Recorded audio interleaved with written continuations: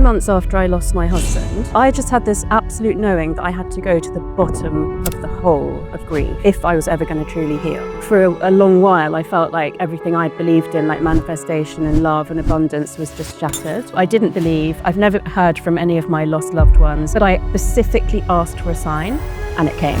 Renowned neuroscientist, subject matter expert on all things manifestation. Our guest today, you know her, you love her, Dr. Swart. It's such a pleasure to have you back in. Sometimes I ask for signs, but sometimes I just get ones I couldn't expect. So he sends you signs? Yeah. Your husband? Yes.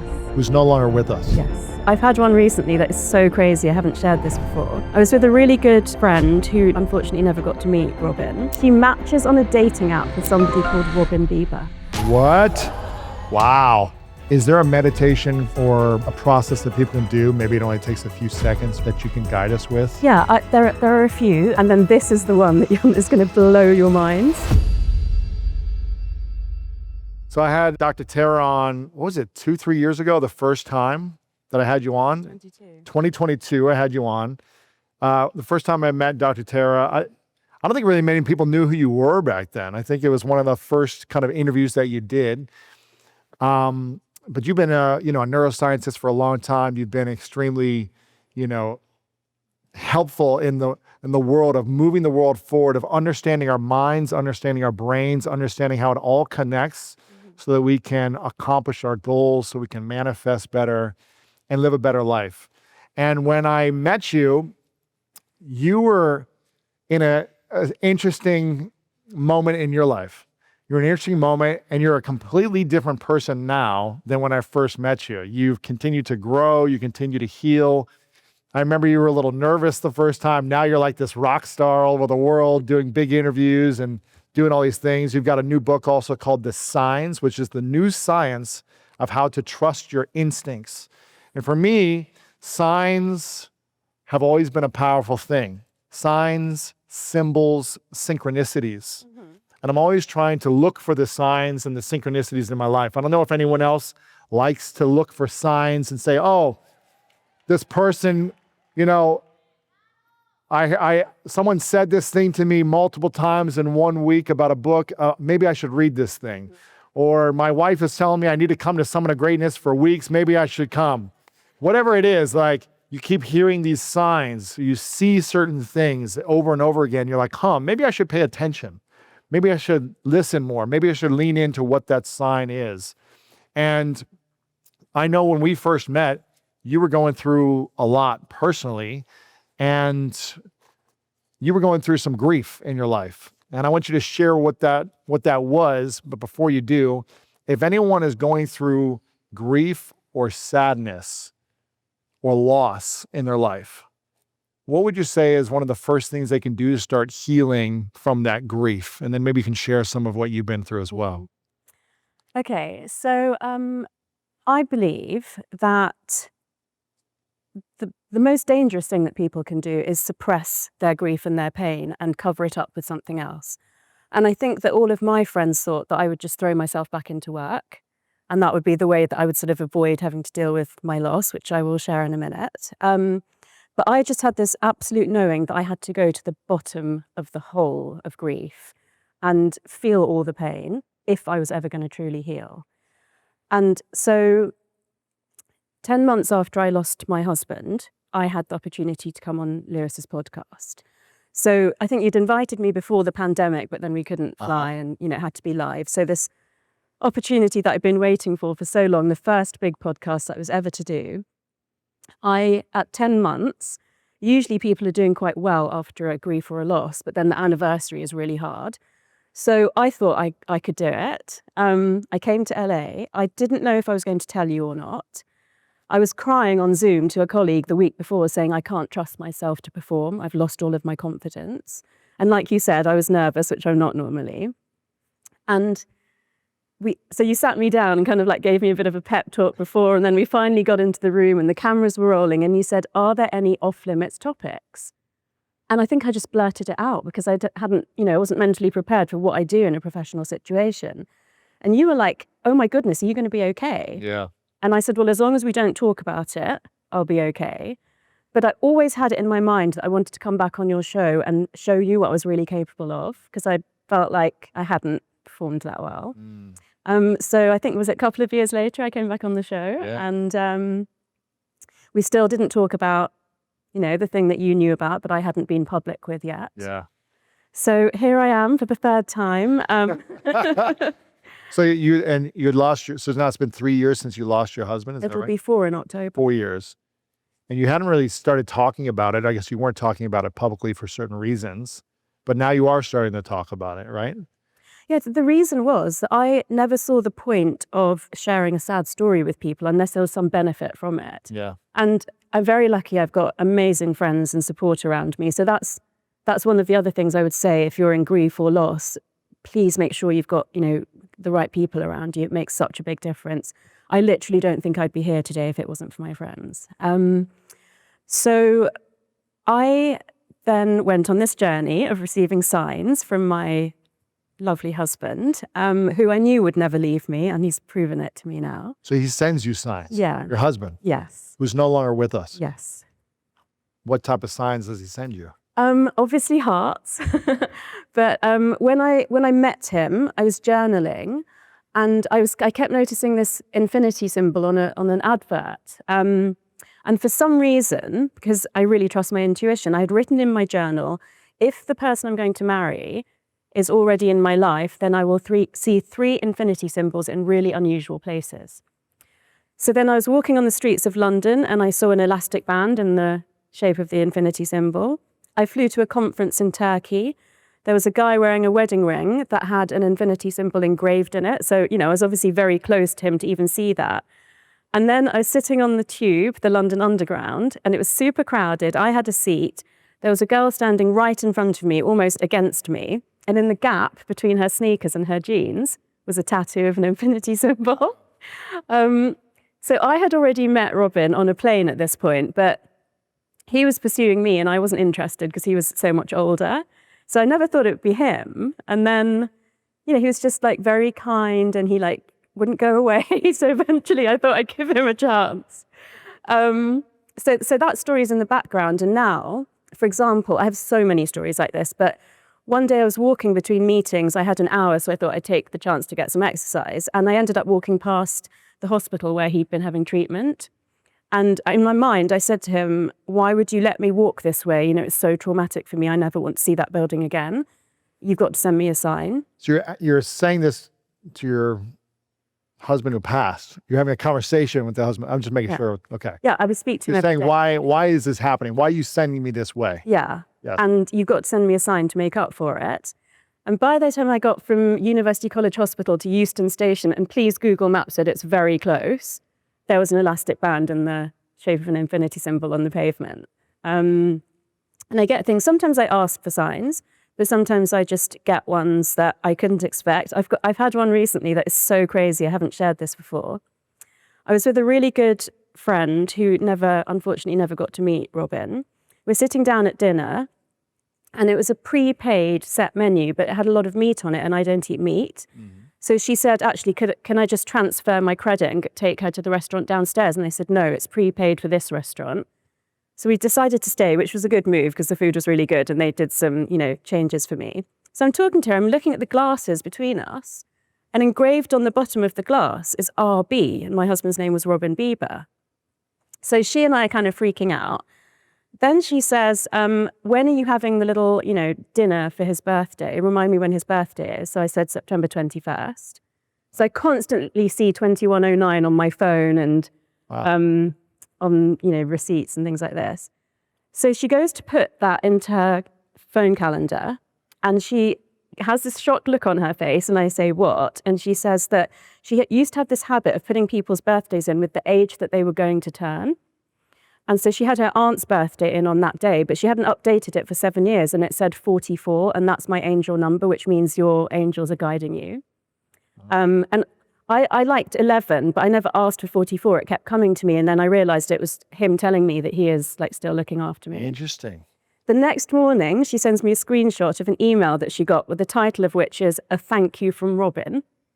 And it was a receipt for a charitable donation she'd made 2 weeks previously. And then this is the one that is going to blow your minds. She matches on a dating app with somebody called Robin Bieber. What? Wow.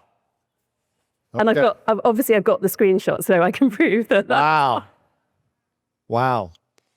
Now, the thing that we have talked about a lot in our last couple of interviews, and we talk about personally, is and that I see you creating content around is around manifesting and the science behind it, how you actually have a specific science that you studied on how to do it. We've talked about it on the show a few times. But do you think that you can manifest what you want if you're not willing to go through grief when sadness or loss comes in your life?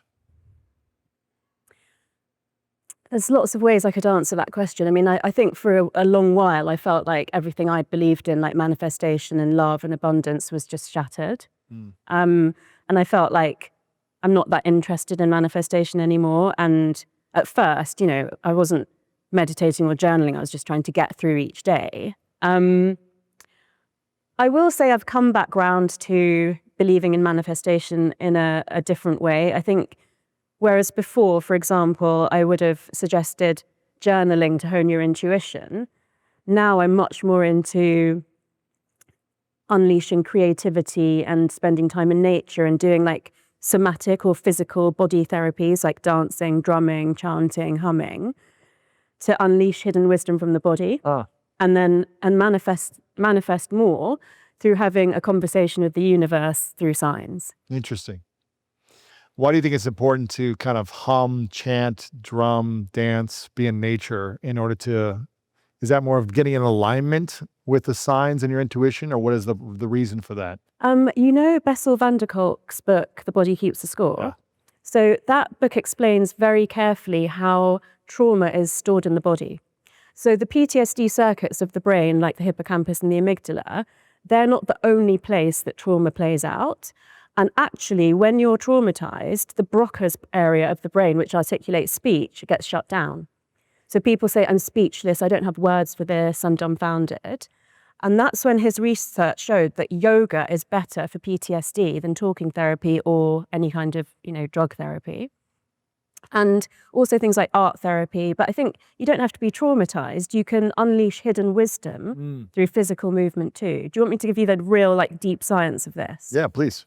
So serotonin, which is commonly known as the mood hormone, over 95% of that is made outside of the central nervous system. So it's mostly made in the gut. And it doesn't cross the blood-brain barrier. So it has no effect on mood whatsoever. It has many other functions in the body. But the word serotonin itself actually means serum, which is like your blood and your plasma, and tone. So serotonin has an action to constrict or dilate the blood vessels that changes how much nutrition and oxygen is pushed into the tissues of the body. And we believe that that's how trauma and all the intuition and wisdom that we picked up in life that we don't consciously remember is stored in the body. Interesting. So let me make sure I understand this. So if we do things that activate serotonin, then we unleash more wisdom in our body, or what are we doing? If we do physical activity, it's more likely that serotonin will dilate the vessels, allowing a lot of nutrients and oxygen. Okay. But also, when we are traumatized or we have intuition stored in our body, it's held in certain patterns in the tissues, like the fascia and the muscles.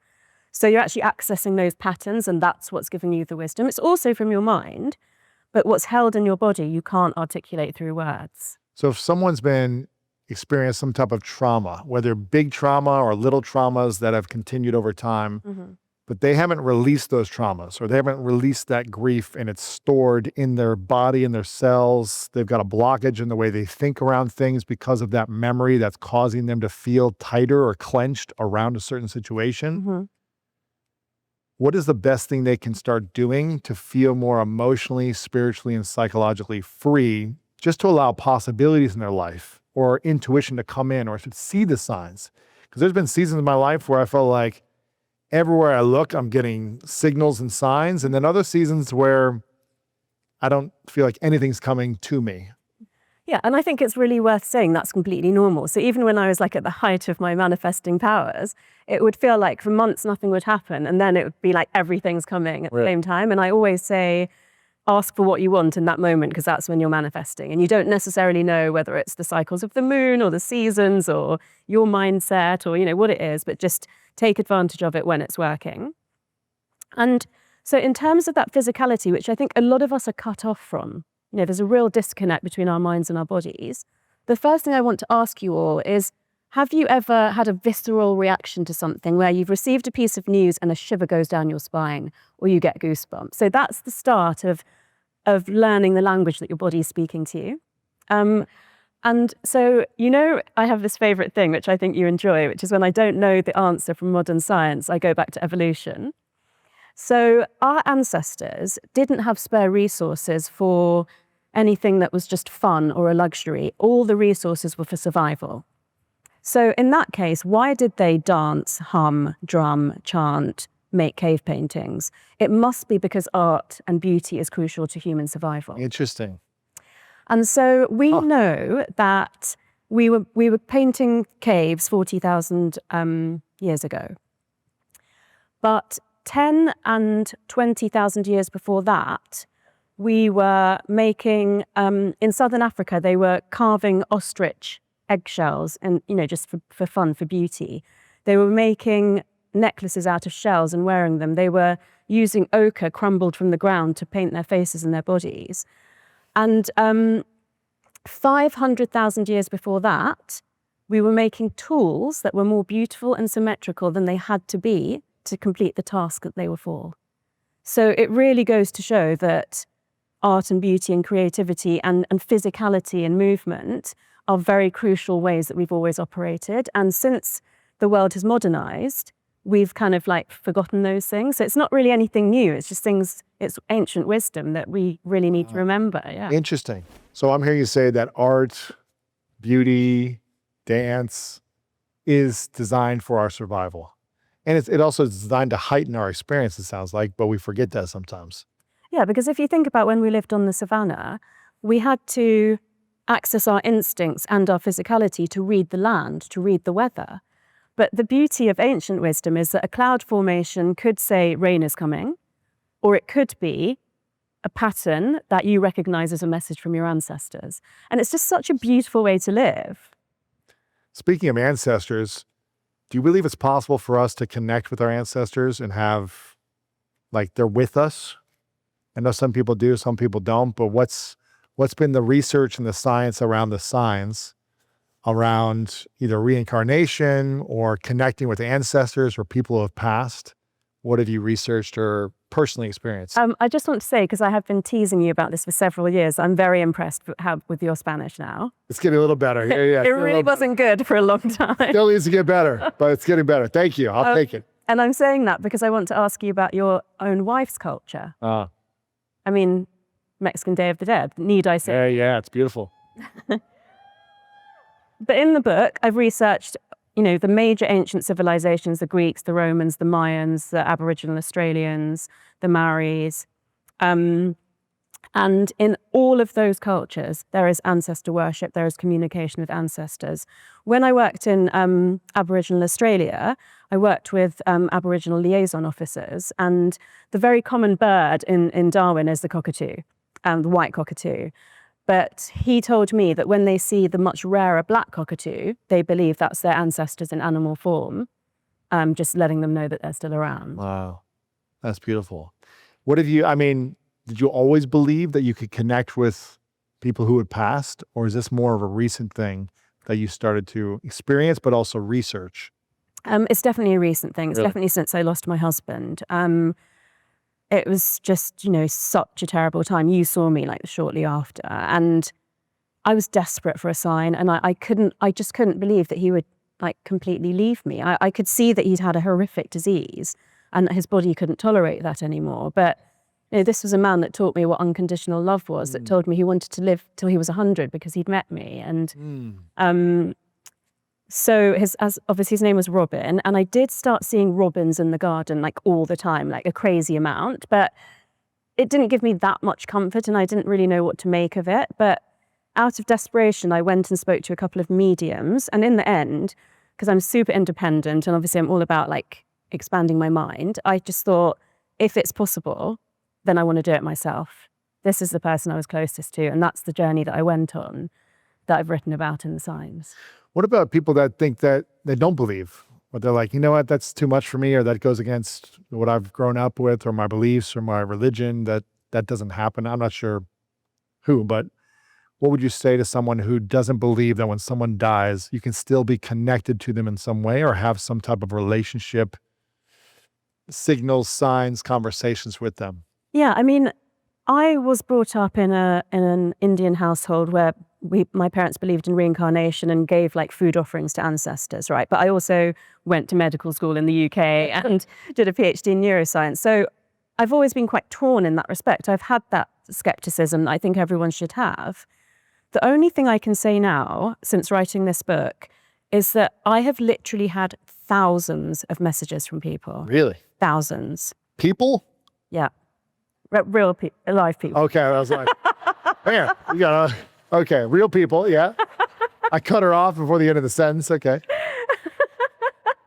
People who can DM and email. Okay, got you. I thought like people are talking to you all day long. I was like, And I've been taken aback. I've been taken aback by the amount of stories like mine that I've heard. In my friendship group, it's normal to say, "Oh, send me a WhatsApp of a sign or whatever." But the number of people who've written to me, and included in that is the skeptics. I actually had someone. This is just one message. I hope he's listening. That I'm going to say. He literally sent me a voice note saying, "I listened to you on a podcast.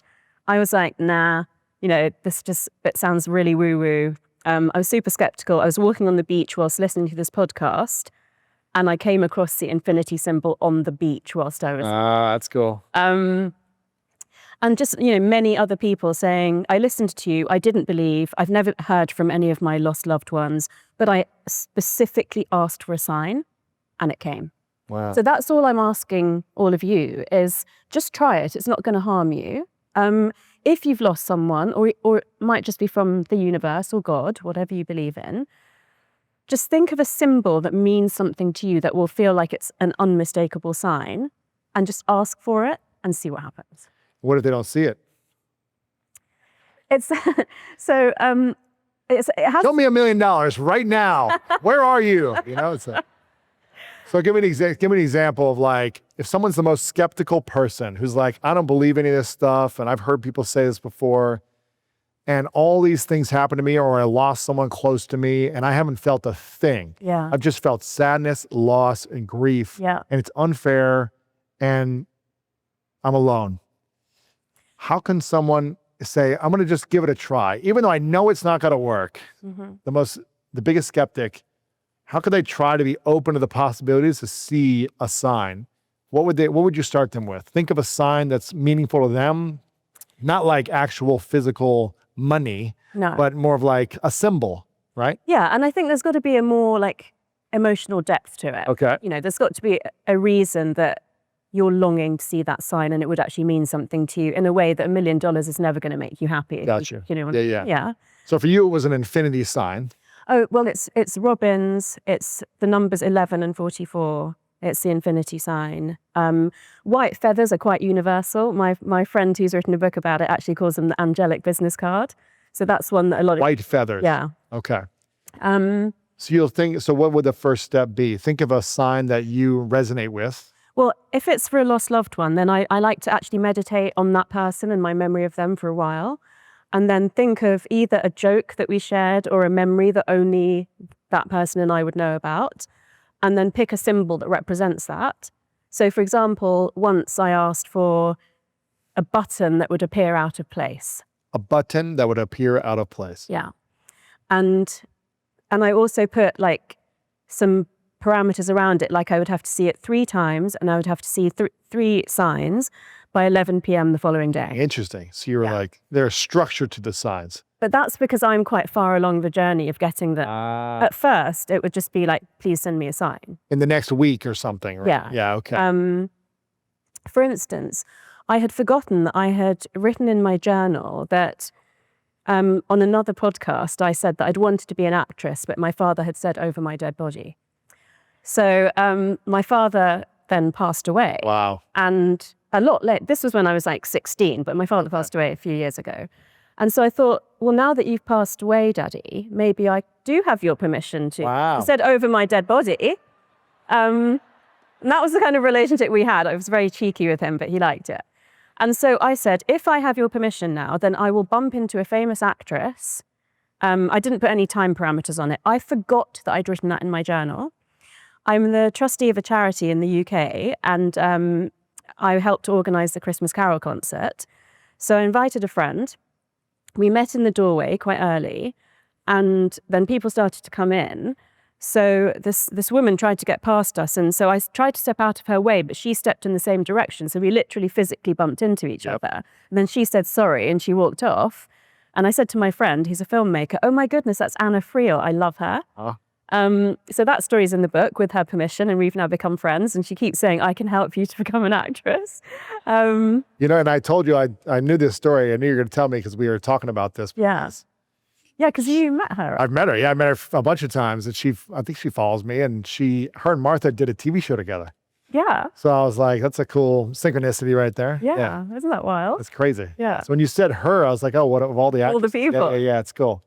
Very cool. So that was something you put in there. You met her. Now you guys are connected. And she said, if you ever want to do acting, let me know. I'm happy to help. But I think the biggest thing for me is I forgot I'd written that in my journal. So when I look back, I mean, even though I believe in this, it takes my breath away every time. That's a powerful. You mentioned a meditation, or you'll do meditations, or you'll think about the person and the memories of the person that you want to receive a sign from. Mm-hmm. Is there a meditation or a process that people can do? Maybe it only takes a few seconds or a few moments that you can guide us with? Yeah, there are a few, and they're all in the book as well. But I just want to preface that by saying part of my journey has been cultivating the art of noticing. And I learned that by noticing beauty. So that's part of neuroaesthetics, which is this field of research I've written about the arts and beauty. So nature for me is the easiest place to do this. It'll be like, the spring blossoms, the flowers in LA, the autumn leaves on the East Coast, whatever. And I realized that the neuroplasticity set in really quickly, because I take on a neuroplasticity challenge every year. Yeah. It's normally quite hard and takes a while. But with this, very quickly, I noticed that 10 plus times a day, I'd be saying, oh, isn't that so pretty? And I thought, okay, my brain's definitely looking for these things. Yeah. Right? Yeah. And finding them. So that helps you obviously then to notice signs, because your whole saliency network of your brain is just the filter is less harsh. And I've written about saliency and habituation in the book too. So I did chose a few meditations to do with our senses. And I'd like to share one now that is to do with the sense of sound and hearing. Okay. So if you'd like to join in the meditation, if you just close your eyes and sit with no arms or legs crossed. And we'll just start with a little bit of breath work just to get you into the zone. So just start by noticing your breath. Don't try to change anything. But as soon as you turn your attention to your breath, it usually does change. So just notice if the in-breath and the out-breath are of equal length, or if one is longer than the other. And then I'm just going to count you through breathing in for 4 and breathing out for 4. So inhale, 2, 3, 4. Exhale, 2, 3, 4. And just repeat that for a few cycles in your mind. And then try to focus on making the out-breath 2 counts longer than the in-breath. So breathe in, 2, 3, 4, and breathe out, 2, 3, 4, 5, 6. And again, repeat that for a few cycles. It just helps you to let go. And now I'd like you to take your attention away from your breath and just turn it inwards. And focus on the sound that you can hear that is closest to you. And now focus on the sound that seems furthest away from you. Try to move your attention away from the closest sound towards the furthest sound. And now turn your attention to the sound that you can hear that is the loudest.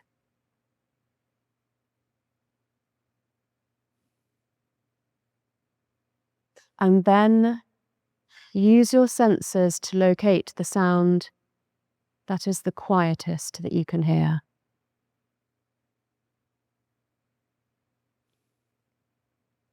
And then turn your attention away from the sounds around you and notice that whatever sounds are around you, however close, far, loud or quiet, there is always stillness within. And I want you to just sit in that place of stillness for a little while, just breathing.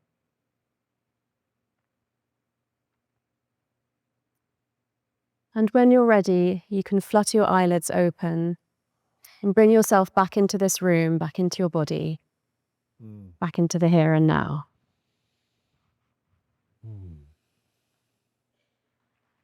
Relaxing. Wow. I think you need to do a meditation app next too. The voice is so soothing.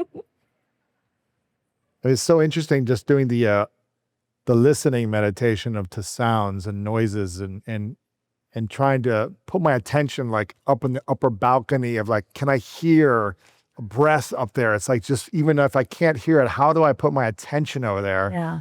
And then putting your attention into the stillness inside of you. It's just, that was very interesting. Thanks. And what does that meditative practice, that specific one, do for us to either heighten our senses or our attention, or how does it support us in tapping into these signs? For me, that one is really about remembering in the most stressful moments that there's stillness within that you can access in a matter of minutes. There's another one which I would have liked to do, but it involves chewing a raisin for a minute, so it was a bit impractical. Raisins. But it's about, visualizing this grape growing in California under the sunshine and the rain, and being transported to your local town and your shop, and then you buying it, and so just really getting into that journey. But a lot of tapping into signs and your intuition starts with tapping into your senses. And so to ease people into the book, because obviously I knew there were going to be skeptics, the first main chapter of research is about the fact that humans, as far as we currently know, actually have 34 senses. And so most people don't know that. And I didn't until I did a literature review. I knew we had more than the 5 because I've been to medical school, obviously, but I didn't imagine it was anything like 34. So if you now know that you have 34 senses, and let me just give you a few examples. Taste is subdivided into 5. So it's bitter, sweet, salty, sour, and umami. And umami was only discovered in the 1980s. So, our understanding of what we're capable of is evolving quite a lot. But if you don't know that you have them, you can't be tapping into them. And that's an analogy for intuition, and it's also an analogy for signs. So we have 5 tastes. Yeah. So umami, though, is recent, though? Is that a recent thing? 1980s. I wonder if there's more senses that we haven't tapped into. Well, the latest one that's been recognized physiologically as a sense is the immune system. What the sense of the immune system? What does that mean exactly? So, the immune system feels something? In the book, I've described a sense as something where a stimulus acts on a receptor and it causes the production of a chemical that then has a cascade effect in the body. So, for example, a lot of people say intuition is our 6th sense, but intuition doesn't stimulate a receptor, so I've ruled that out. Interesting. Yeah. So intuition is not a sense. Not in the strictest physiological terms. What is intuition? Intuition is all the life lessons that we picked up in life, but that we don't consciously remember. So it's the wisdom that we picked up, that we have access to. It's not our logic, it's not emotional thinking, it's another way of thinking. And it's based on patterns that we recognize from life experience. Does intuition come from the mind or the nervous system? So I would have said, when I wrote The Source, and when I first came on your podcast, I would have said it comes from the mind, which is part of the brain and the central nervous system, and possibly the gut neurons, is called gut instinct. Now I've gone further with my research to say that it's coming from the tissues, the fascia, the musculature, The whole body, like everything in your whole body. Yeah. Your intuition is like every cell in your body is Bodied, yeah. embodied intuition. Why do so many of us go against our intuition when it comes to relationships that later we're like, we knew they were the wrong person? Yeah. Or a business opportunity or a career? Or why do we go against intuition and we make poor choices that we know, like in ourselves, we know something was off? I don't know if you've ever heard this story, but I've heard it so many times from women who have been divorced who said they knew on their wedding day that they were not, she laughs. She's the one who knew on her wedding day that she was not supposed to be with the person she was getting married to. I don't know, has anyone ever had that feeling or not heard that? It's like, after they get divorced, like, I knew on my wedding day. I'm like, well, if you knew, why would you go forward with this, right? It's like, but I can say that about me for all the dumb things I've done, right? So why do we do dumb things when our intuition tells us not to do it? So I was going to start by saying I think society has conditioned us to believe in logic more than intuition. But I also think with the last part of what you just said is, why do we not listen? It's because we don't hear it, because we're not tapped into it, because of all the reasons I said. We don't know that we've got 34 senses, so we're not tapped into them. I was lucky. I realized quite early on that I was intuitive. I would just have a sense that something was the right thing to do, and I would go with it. Yes. And my husband at the time would really support that as well. So it nurtured it. Then I got into journaling practice, and that really helped me to write out all the dumb decisions that I made that went wrong and realize that I should have gone with my intuition, and to learn to take a healthier risk with that and go with my intuition where, perhaps it would feel like it would make more sense, even if I made the wrong decision, to explain to you, well, logically, this was the reason. Right. On paper, he looked good, right? Yeah, on paper, it all looked like it was supposed to work out. That's what you always hear. I mean, for the most important decisions of my life, like my life partner, I would absolutely go with my intuition now that I, feel like I've grown it to the point that I can trust it so much. But also for me, and like the people I teach at MIT, for example, at the business school, I had to put the science behind it. So in the source, I wrote about how, and on your previous podcast with you, I've talked about how intuition works through Hebbian learning in the body, in the nerves. But in this book, I've written about how it works really like from your entire being. From the whole being. When you have an opportunity that comes in your life, or a person you meet, or something that you're given opportunity to do, do you have like a strategy now that you say yes or no to based on your intuition? Is there like something you say it needs to be a hell yes, or it's a no? Or is there something you feel out more until you feel like, okay, my intuition is telling me this could be a good thing? Because maybe you know right away, maybe you don't. Maybe it takes time to know if like something's going to be the right thing for you. Because a lot of people, I feel like, get stuck. They're not sure how to make a decision either way. Yeah. And so they're in the middle, right? It's like they don't just fully commit. They don't say no. They're just like, let's feel it out. So how do we know when to say yes to the project, yes to the person, yes to the possibility? And it doesn't mean that things going to always work out, I guess, but I don't know. How do we know it's going to be the right thing for us right now? So that's a really good question, because in terms of the neuroscience, that limbo place of like not being able to take a decision one way or the other is actually the worst place for your brain to be in. So it's better to make a decision than not make one at all. And what I've learned, I do trust my intuition and I feel like it's right most of the time, but I've also learned that if I take a step in one direction and it turns out to be like, either I make it work, or if it turns out to not be the right decision, then I make that right somehow. And I trust myself that that's what I'll always do. And I guess we probably need to make a lot of wrong decisions for us to have the wisdom, to have the intuition, to know what to do in the future. Yeah. We need to make some mistakes. And you build that up by taking a risk on smaller things, not taking a risk on like the biggest thing, like buying your home or something like that. Right. And people experience this in different ways. So there are some phrases which are quite new age, I suppose, like clairaudience, clairsentience, claircognizance, and oh my God, don't do this to me. Clairvoyance, the most obvious one. So that is, clairvoyance is seeing something and knowing that it's right. Clairaudience is hearing it. Personally, I experience probably what's closest to claircognizance, which is I just know something's right. Claire, what's it called? Cognizance, so like cognizance. Your cognition. And clairsentience is feeling in your body that it's right. So that may appeal to different people. You may receive it in like a different modality. But I do believe that journaling and reading over your journal entries is a really good start. There's a couple of exercises in the book that are combining physicality and your mind to access your intuition. So those are some things that they can do. Yeah. What about listening to your friends or your family if they say, no, they're not right for you? Should you trust the intuition of the people closest to you, or do they not really know your intuition? Only you know your intuition, but I do think that running your intuition by your own logic and also by past the logic of someone you really trust is a good thing to do, especially if you're not like 100% sure on your intuition.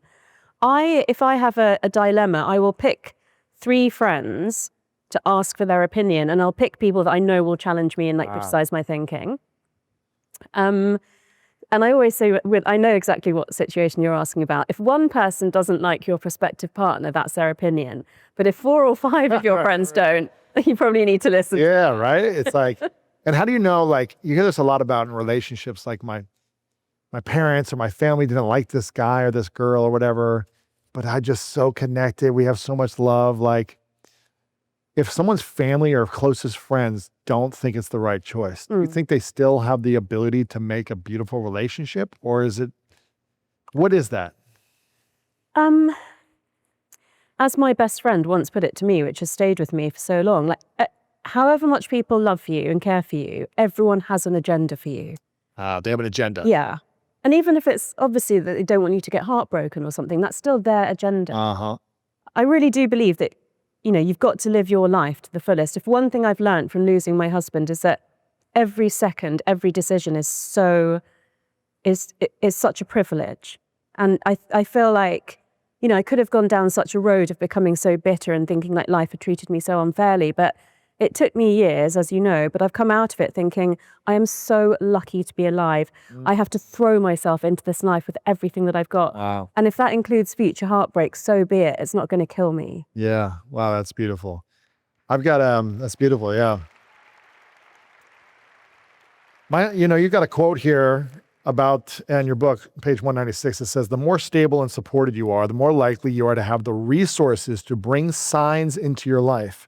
And if you're open-minded about the possibility of some sort of shared consciousness, then feeling your connection to others and support from your tribe gets you a step closer to tapping into wisdom. And in my experience, that's when signs will become an everyday part of your life. And when I opened this event, I was talking about this kind of mastermind, this community. Some people came alone, and hopefully they'll meet someone here. Some people dragged someone that didn't know they were coming. And some people have been here for years, and some people, this is their first time. And feeling supported is one of the most powerful things that you can have. Unfortunately, not everyone has people in their life that supports them and believes in them.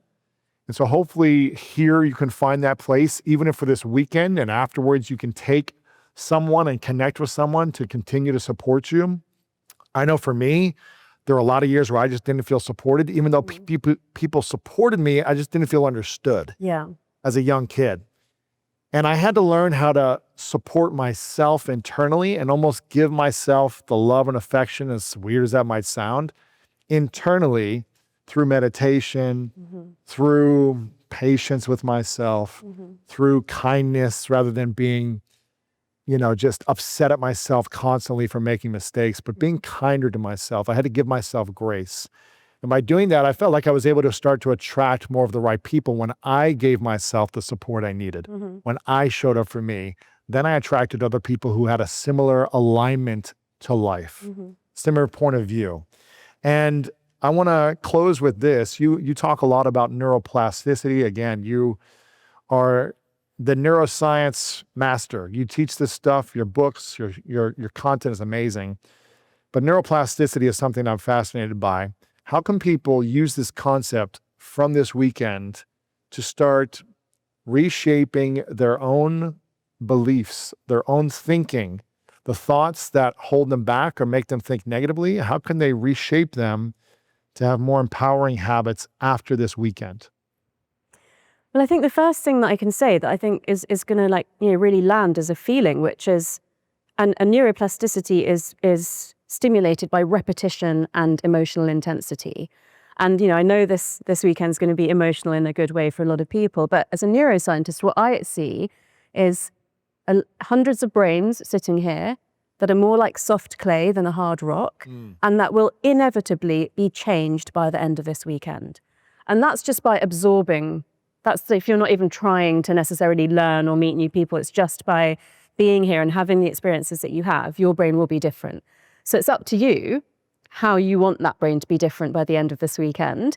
And if you take that intention into every workshop, into every performance, into every speech, then what's right for you, what's meant for you will land for you, and that's what you'll take forward into your life. I want to leave it as open as that. I trust the brains in this room to do the right thing. And when you receive information, though, if you just receive it once at a weekend like this or any other weekend that people go to, is it enough, or do they have to do more to really create the dream that they have, the goals that they have? Like, what do they need to keep doing to keep their brain malleable enough so that they can start acting in different ways to create different results?